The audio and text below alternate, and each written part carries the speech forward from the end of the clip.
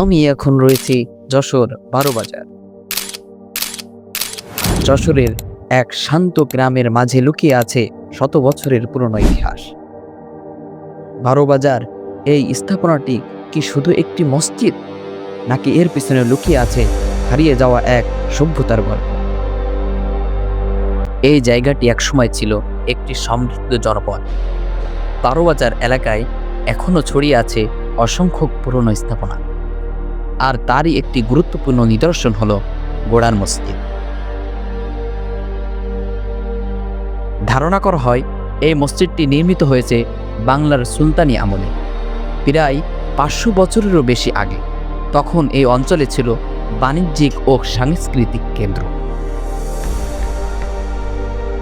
মুসলিম শাসকদের অধীনে এখানে গড়ে উঠেছিল অনেক মসজিদ ও স্থাপনা।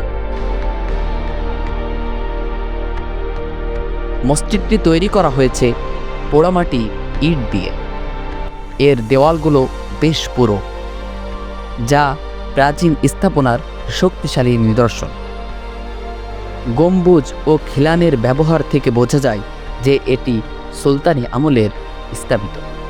এই মসজিদটি প্রমাণ করে যে ১২ বাজার একসময় গুরুত্বপূর্ণ ইসলামিক কেন্দ্র ছিল।